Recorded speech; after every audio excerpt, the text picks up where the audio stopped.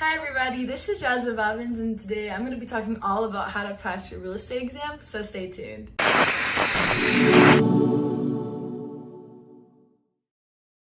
Alrighty you guys, so I just got back from taking my real estate exam and oh my gosh, I'm so excited that I was able to pass. This is actually my second time taking the state exam because my first time I passed the national and I failed the state. So I just want to run back on how I personally prepared myself to study again, especially after passing, and just to make sure that, I actually was retaining this information. So to divide this video up, I'm going to be talking about how I've studied and passed the national part first. And then if you want to go to this part of the video right here, that's when I'm going to be diving into the state portion specifically for Nevada. So for the national portion, my main form of studying was using flashcards. I have like a book full of flashcards and I love the earth, I'm sorry. But that was my main way of retaining all this information from the course book. It was very stressful for me to try and go back to the course book. It kind of got to a point where, you have all these studying outlets and I'm like, I want to use what's actually going to make me, remember and make me improve. So I was definitely using the practice exams that came out of my textbooks because I heard that those were kind of close to the Pearson view ones. But guys, this is like a killer if you guys really want to make sure that you feel confident on the national exam. I want you to find this one. It probably looks different for your state, but for Nevada real estate, we had this kind of guide. It's like a Pearson View Nevada Real Estate Candidate Handbook.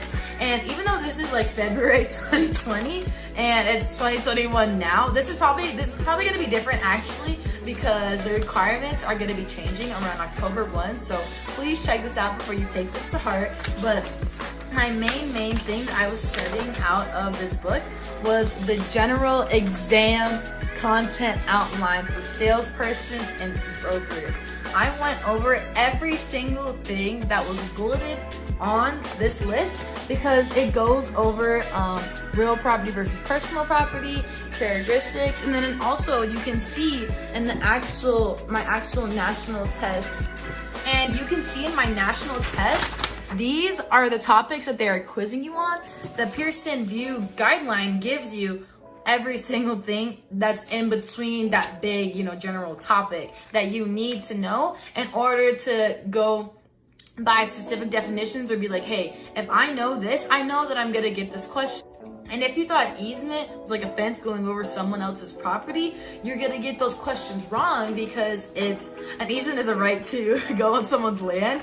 But, simple things like that, you just wanna keep it short and brief so then you can just be able to answer the question if it comes up on the test.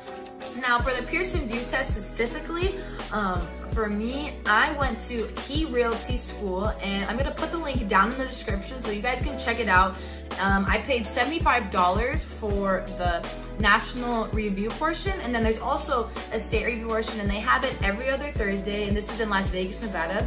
And it was so cool. You could do online and in person as well. You were able to see what exactly was going to be on the test and actually have an outline of, hey, these are how many questions of this general subtopic, and you need to know all of these things inside of it or you might get confused. Also for the national portion, math. So I am someone who math is usually my worst subject, and I used to say that confidently, but I couldn't go into the test thinking that I was terrible at math because it would have just given me more anxiety and made me personally freak out. And guys, the type of math questions I got 7 math questions on my exam, and the ones that I got was mainly loan to value ratio, $400,000 house with 80% loan to value, and the lender is charging them 3 discount points.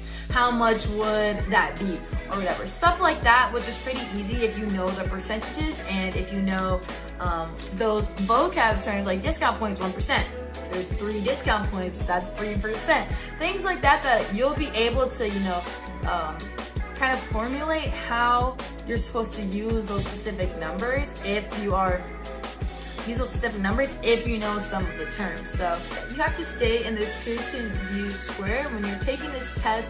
And that's one thing that I took away from it so much, because if I wanted to put in my own opinions and own interjections, like, hey, why would a seller, why would someone sell their life estate?